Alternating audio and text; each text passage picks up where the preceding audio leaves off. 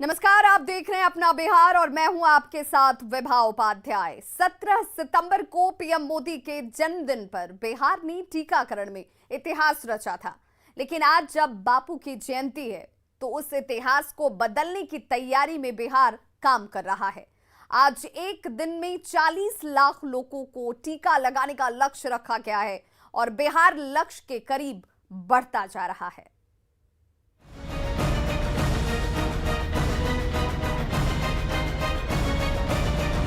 हमे तोरा सबसे आग्रह करे छिए कि जल्दी से जल्दी कोरोना के टीका लो।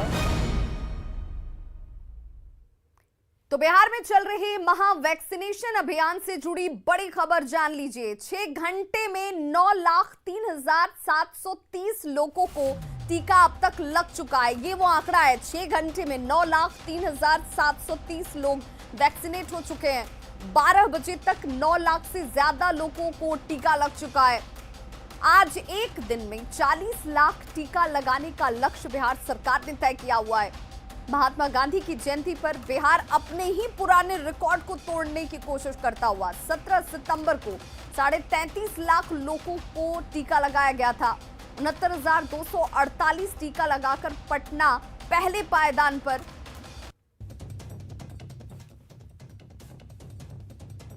और ये वो आंकड़ा है जहां पर 69,248 टीका लगाकर पटना पहले पायदान पर। 53,129 टीका लगाकर समस्तीपुर जो है वो दूसरे स्थान पर। और 9,33,000 अब तक जो आंकड़े इस वक्त सामने आ रहे हैं वो अब तक 9,33,000 लोगों को टीका जो है वो लगाया जा चुका है और अपने लक्ष्य के करीब पहुंचता हुआ बिहार।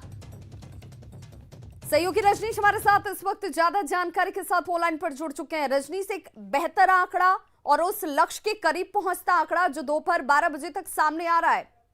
पटना को छोड़कर अगर बात करेंगे तो बिहार के तमाम जो जिले हैं वहां पर सुबह 9 बजे से वैक्सीनेशन शुरू हुआ है। महज 3 घंटे में 9,33,000 का आंकड़ा पार करता हुआ दिख रहा है। बिहार काफी तेजी से अपने लक्ष्य की ओर बढ़ रहा है और लक्ष्य भी है कि पिछले रिकॉर्ड को तोड़ना। जाहिर है सबसे अभी समस्तीपुर लगातार सुबह से नंबर 1 चल रहा था, अभी पटना उसे पीछे छोड़ दिया और पटना लगभग 70,000 के करीब पहुंच गया है दोपहर 12 बजे तक। बता दें लगातार जो तमाम जिले के जिलाधिकारी हैं, समस्तीपुर के साथ साथ पटना हो या मोतिहारी हो, सभी जिलाधिकारी भी न्यूज 18 से संपर्क में हैं और जानकारी दे रहे हैं। साथ ही राज्य स्वास्थ्य समिति से मॉनिटरिंग की जा रही है, जहां की ईडी संजय सिंह खुद मॉनिटरिंग कर रहे हैं। लक्ष्य है कि रात तक जो 40 लाख का रिकॉर्ड उसको पूरा किया जा सके, क्योंकि अब तक 33.5 लाख जो रिकॉर्ड है उसको तोड़ना है, पीछे छोड़ना है।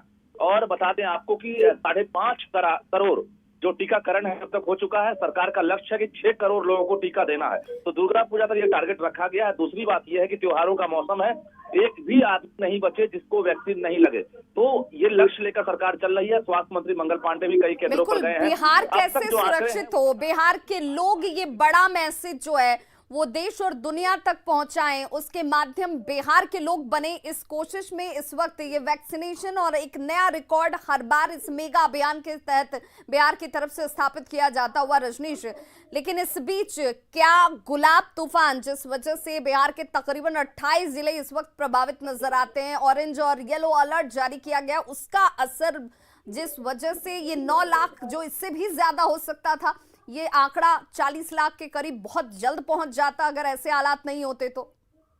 बिल्कुल विभा, सही कहा आपने। जिस तरह से मौसम विभाग ने फोरकास्ट किया था 48 घंटे पहले ही कि बिहार के 28 जिले जो है वहां पर भारी बारिश हो सकती है और तेज हवा चलेगी, उसका असर दिख रहा है। और समस्तीपुर के साथ साथ मुजफ्फरपुर, मोतिहारी, दरभंगा, मधुबनी तमाम जगहों से खबर आ रही है कि भारी बारिश हो रही है। और बारिश के बीच लोगों का उत्साह देखिए कि जो वैक्सीनेशन सेंटर है वहां बावजूद पहुंच रहे हैं। हालांकि जो रफ्तार है उस पर थोड़ी ब्रेक जरूर लगी है और अंदाजा ये लगाया जा रहा था कि अब तक 11 लाख का आंकड़ा पार कर जाता अगर बारिश नहीं होती। बावजूद जो उत्साह है वो कम नहीं है और दोपहर 1 बजे तक का इंतजार करना होगा कि आंकड़ा बिल्कुल। और बिहार अपने ही रिकॉर्ड को 17 सितंबर के रिकॉर्ड को तोड़ता हुआ नजर आएगा। 40 लाख का लक्ष्य जो रखा गया है वो अचीव करेगा बिहार। इस दिशा में इस वक्त वैक्सीनेशन ड्राइव बेहद तेजी से चलता हुआ। बहुत बहुत शुक्रिया रजनीश इस तमाम जानकारी के लिए। तो कोरोना वैक्सीनेशन का अपना ही रिकॉर्ड तोड़ने के लिए बिहार स्वास्थ्य विभाग की पूरी तैयारी और अलर्ट मोड साफ नजर आती है। स्वास्थ्य मंत्री मंगल पांडे खुद पाटलिपुत्र स्पोर्ट्स कॉम्प्लेक्स में बने टीकाकरण केंद्र पर पहुंचते हैं और व्यवस्थाओं का जायजा लेते हुए नजर आए। देखिए तस्वीरें भी आपके सामने हैं जहां पर स्वास्थ्य मंत्री मंगल पांडे खुद पहुंचे। मंगल पांडे ने बिहार की जनता से टीकाकरण के इस महाअभियान को सफल बनाने की अपील की।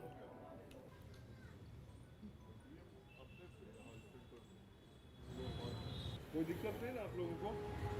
सब ठीक से हो रहा ना? और अब बात साबरमती के संत की, जिनकी आज 152वीं जयंती है।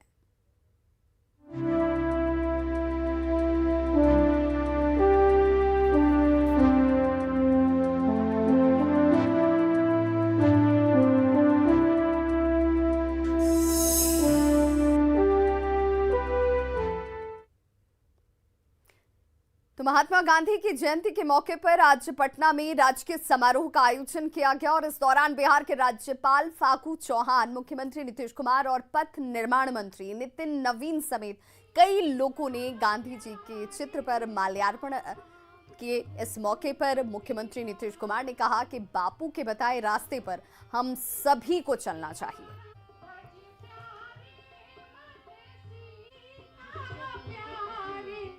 आकर सब लोग इसी बात को याद करते हैं।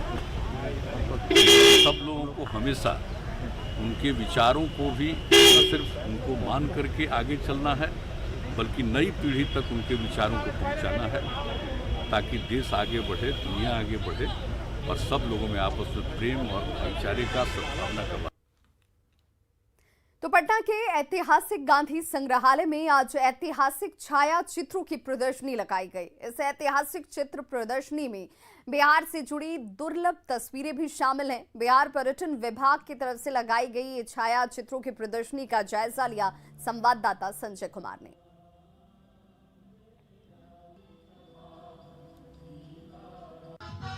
आज राष्ट्रपिता की जयंती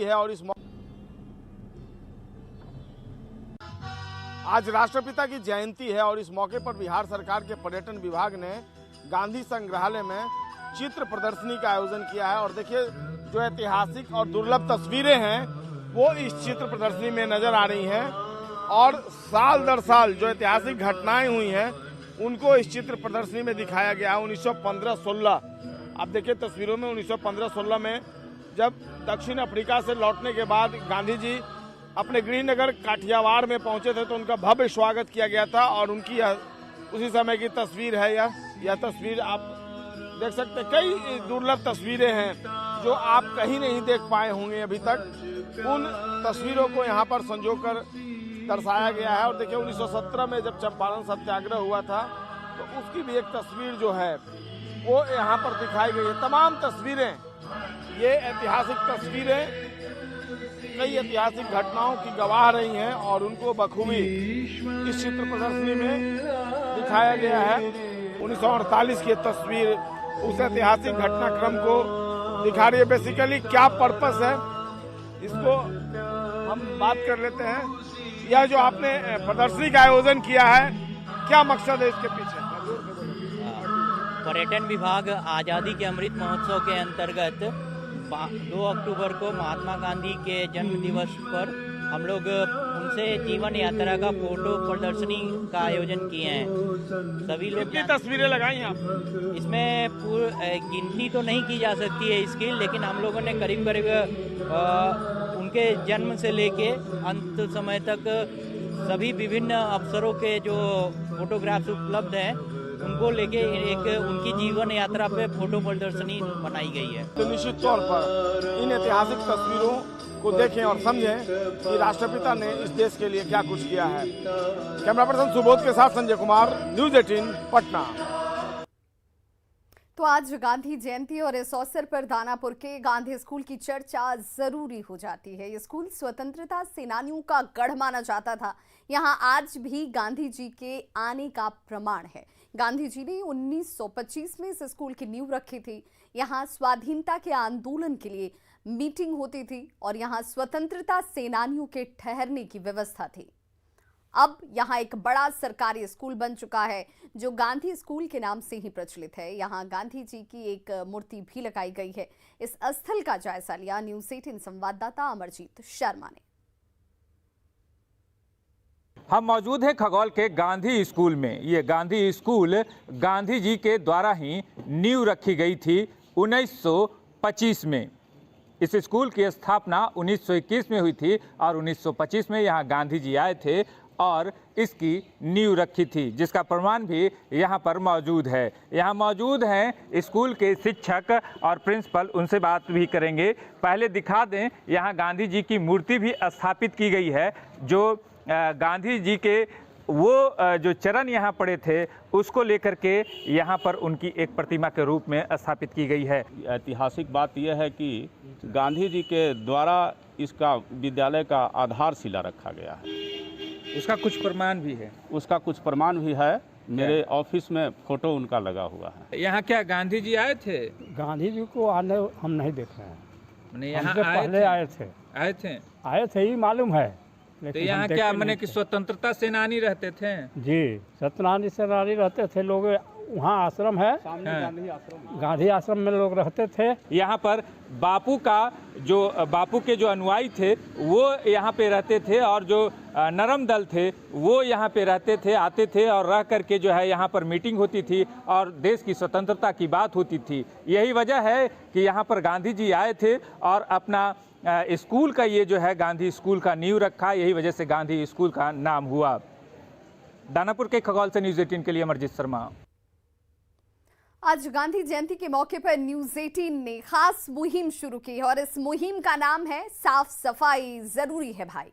बिहार के उप मुख्यमंत्री तारकिशोर प्रसाद ने न्यूज़ 18 के इस मुहिम की सराहना की और लोगों से स्वच्छता बनाए रखने की अपील भी की।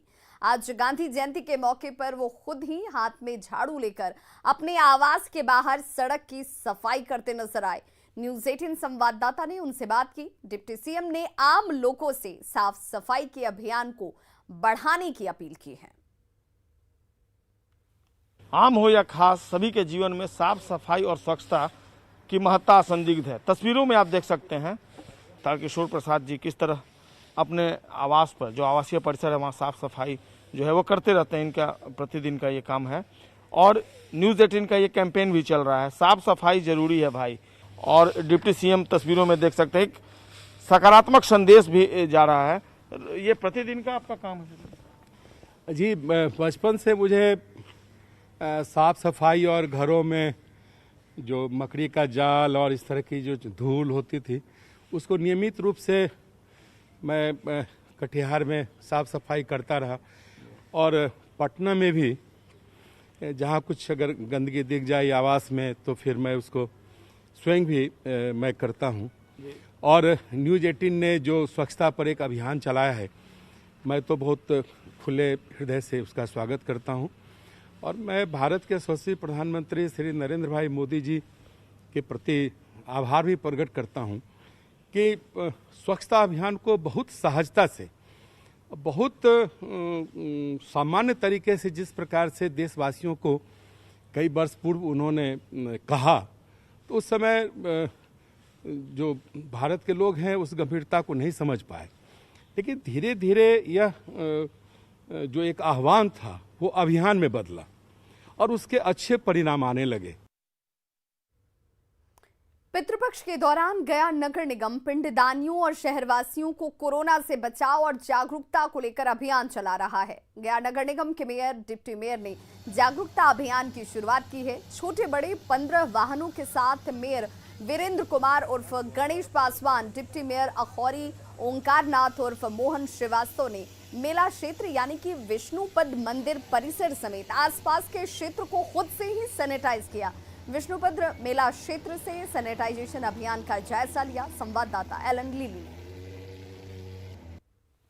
नगर निगम ने एक बार फिर बड़े पैमाने पर, बृहद पैमाने पर सैनिटाइजेशन अभियान की शुरुआत की है। विष्णुपद मंदिर से स्थिर से किया जा रहा है, क्योंकि यहाँ पर देश विदेश से अपने पितरों की मोक्ष की कामना के लिए विभिन्न देश के कोने कोने से जो तीर्थयात्री है, पिंडानी, वो यहाँ पर पहुँचे हैं। क्योंकि अभी कोरोना का समय है और कोरोना के लोगों को, जो पिंडानियों को किसी प्रकार की कोई समस्या नहीं हो, उसकी सुरक्षा का ख्याल रखते हुए मेयर और डिप्टी मेयर सहित कई जो वार्ड पार्षद हैं वो यहाँ पर आकर के जो सैनिटाइजेशन अभियान की शुरुआत की है। हमारे साथ डिप्टी मेयर हैं, पहले उनसे बात करेंगे कि क्या शुरुआत की है। आज अचानक से क्या शुरुआत किया गया है? अचानक से नहीं है, ये लगातार चल रहा है। चूँकि यहाँ पे पितृपक्ष का मेला लग गया है, इसमें लाखों लोग आ गए हैं, तो पूरे देश से आ रहे हैं। तो यहाँ पर विशेष सैनिटाइजिंग अभियान चलाया जा रहा है कोविड-19 का रोकथाम के लिए। और हम लोग मास्क जो है लोग लगाए हुए नहीं दिखे, तो नगर निगम से हम लोग मास्क लगवा करके और इनको प्रेरित कर रहे हैं, इनको सम्मानित कर रहे हैं। जिस तरह से देश विदेश के जितने भी तीर्थ यात्री हैं, ये विश्व प्रसिद्ध मेला है। यहाँ अपने पितरों के लिए पिंडदान करने के लिए यहाँ गया जी में आते हैं। यहाँ से देश विदेश से लाखों की संख्या में लोग आए हुए हैं। इस कोरोना महामारी को देखते हुए नगर निगम पर डे सैनिटाइज और फॉगिंग का व्यवस्था कराया, क्योंकि कोरोना महामारी जो देश विदेश से आए हुए तीर्थयात्री हैं उनके लिए भी ये सुरक्षा के माध्यम से हम लोगों ने उनको एक संदेश दिया है कि आप मास्क पहन कर पिंडदान करें और सोशल डिस्टेंसिंग का पालन करें। इसी तौर पर नगर निगम की एक अच्छी पहल है। कोरोना काल में भी मेयर और डिप्टी मेयर ने लगभग 1.5 से 2 महीने तक लगातार सड़कों पर उतर करके सैनिटाइजेशन अभियान शुरुआत किया था। फॉगिंग मशीन से छिड़काव किया जा रहा है ताकि जो यहाँ जो पिंडदानी आए हैं उन्हें किसी प्रकार की कोई समस्या नहीं हो। एलन लिली, न्यूज़ 18 गया। और कुछ और खबरों के साथ जल्द होंगे वापस, बने रहिए हमारे साथ। एक छोटा सा अंतराल।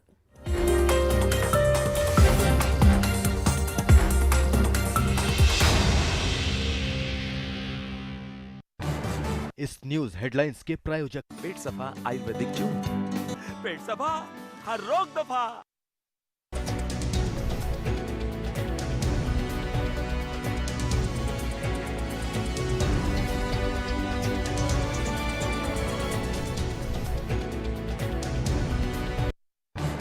इस न्यूज हेडलाइंस के प्रायोजक पेट सफा आयुर्वेदिक जून। पेट सफा, हर रोग दफा।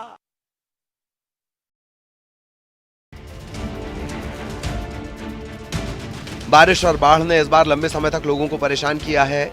जिस वैशाली की धरती ने पूरी दुनिया को लोकतंत्र का पाठ पढ़ाया था, उससे जुड़ी अनमोल यादें आज बाढ़ के पानी में मिटने की कगार पर पहुंच गई हैं। ऐसे में इन धरोहरों की हिफाजत नहीं हुई तो आने वाली पीढ़ियों को शायद पता भी नहीं चलेगा। इन बौद्ध मंदिरों में कभी बुद्धम शरणम गच्छामि के बोल गूंजते थे। महात्मा बुद्ध के अनुयायियों का तांता लगा रहता था, लेकिन आज हर तरफ सैलाब का साया है। क्या मंदिर और क्या संग्रहालय, म्यांमार का मंदिर जलमग्न हो गया है, तो ऐतिहासिक धरोहरें बाढ़ के पानी में तैर रही हैं। हर तरफ गंडक नदी की धारा बह रही है। वैशाली के इस इलाके में बौद्ध मंदिरों का पूरा संसार बसा हुआ है। बिहार सरकार 320 करोड़ रुपए खर्च करके बुद्ध सम्यक दर्शन संग्रहालय बनवा रही है, लेकिन अचानक गंडक नदी सबको डुबाने पर तुली हुई है।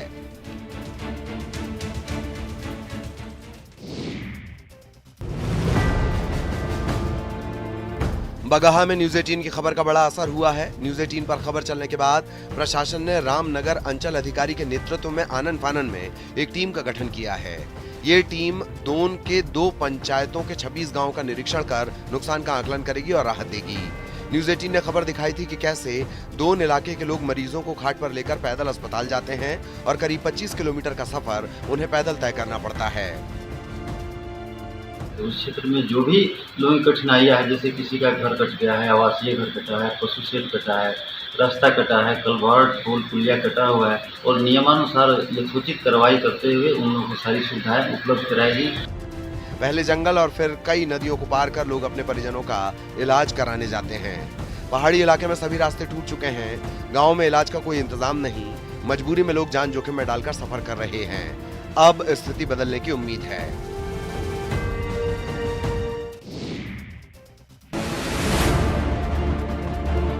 सिवान में पानी से परेशानी की कई कहानी है। जरा हालात को भी देख लीजिए, जिसकी वजह से इन जैसे कई लोग अपने अपने घरों में बंधक बन गए हैं। तस्वीरें सिवान की, जहां का पौष इलाका महादेवा इन दिनों बारिश के पानी से बेहाल है। पानी लगने से चचरी के सहारे लोगों की जिंदगी कट रही है। वे जरूरी कामों के लिए ही घर से निकल रहे हैं और जिनके पास चचरी के पुल का सहारा नहीं है, वे घुटनों तक पानी लांघकर अपनी राह तय करने को मजबूर हैं। जी, बारिश का पानी लगने से लोगों की जिंदगी नर्क बन चुकी है। उन्हें बीमारी का डर सता रहा है। अगर ये कहा जाए कि लोग जल कैदी बन गए हैं तो गलत नहीं होगा, वो भी तब जब ये मोहल्ला बीजेपी के पूर्व सांसद ओम प्रकाश यादव सहित कई वीआईपी लोगों का है। ये व्यथा कथा सिर्फ एक साल की नहीं, हर साल की है। हर साल बरसात इन लोगों के लिए मुसीबत लेकर आती है।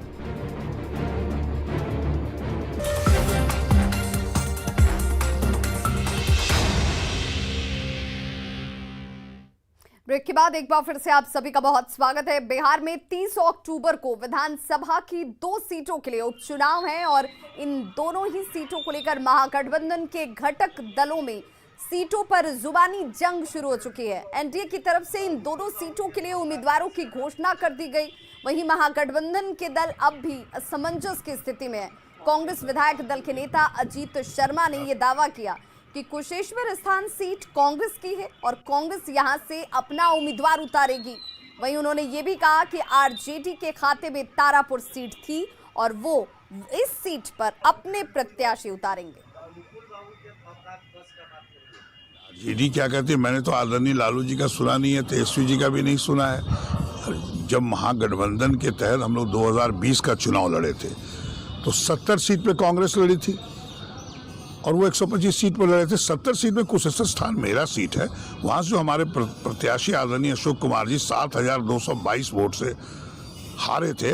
और तारापुर में आदरणीय जयप्रकाश यादव जी की जो बेटी है वो लड़ी थी, वो 7225 वोट से हारी थी। तो इसमें नहीं लड़ने का, ये तो गठबंधन है, हमारा सीट है कुशेश्वर स्थान, हम लोग कांग्रेस चुनाव लड़ेगी।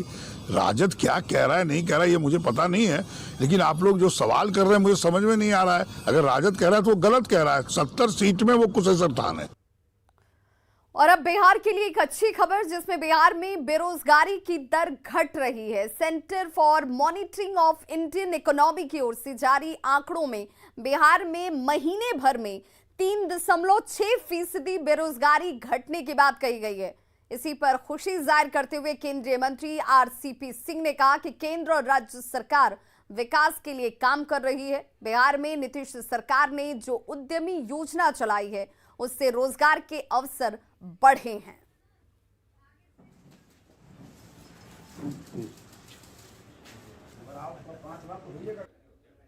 क्योंकि बिहार की पूंजी क्या है?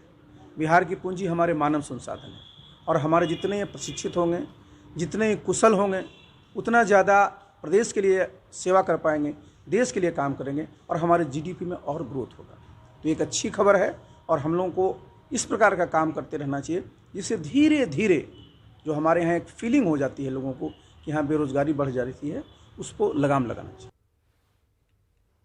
नीम हकीम खतरे जान, ये कहावत आपने भी जरूर सुनी होगी, लेकिन शिवहर जिला परिषद के अधीन देसी चिकित्सा विभाग में ऐसा ही हो रहा है। यहाँ सब कुछ भगवान भरोसे है। यहाँ होम्योपैथिक, आयुर्वेदिक और यूनानी दवाओं की आपूर्ति बंद है। ऐसे अस्पताल में पदस्थापित देसी चिकित्सा विभाग के डॉक्टर एलोपैथिक दवाओं से मरीजों का इलाज करते देखे जा सकते हैं। ऐसा इलाज कितना खतरनाक है ये समझना मुश्किल नहीं है। और तस्वीरें आपके सामने इस वक्त इस अस्पताल की।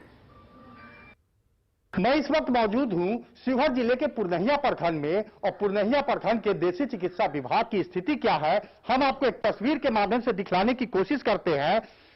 शिवहर जिले के पुरनहिया प्रखंड में देसी चिकित्सा विभाग का यह अस्पताल है और अस्पताल के भवन की क्या स्थिति है आप देख सकते हैं। पूरी तरीके से अस्पताल भवन जर्जर हालत में है। और दूसरी तस्वीर ये है कि देसी चिकित्सा विभाग में पिछले लंबे अरसे से देसी जो चिकित्सा विभाग के अधीन जो इलाज होता है, इसमें 3 तरह से इलाज मरीजों के लिए उपलब्ध है। होम्योपैथी, यूनानी और आयुर्वेदिक 3 पद्धति से यहाँ मरीजों को इलाज किया जाता है, उन्हें दवा उपलब्ध कराई जाती है। लेकिन यहाँ हैरान कर देने वाली बात यह है कि विभाग के द्वारा पिछले लंबे अरसे से जो आयुर्वेदिक, होम्योपैथी और यूनानी दवाओं की आपूर्ति नहीं की जा रही है, जिसके कारण इस विभाग में जो तैनात डॉक्टर है वो अंग्रेजी दवाओं से मरीजों का इलाज करते हैं। और स्थिति आप देख सकते हैं कि देसी चिकित्सा विभाग के प्रति सरकार कितनी लापरवाह है और सरकार की इस लापरवाही के कारण ही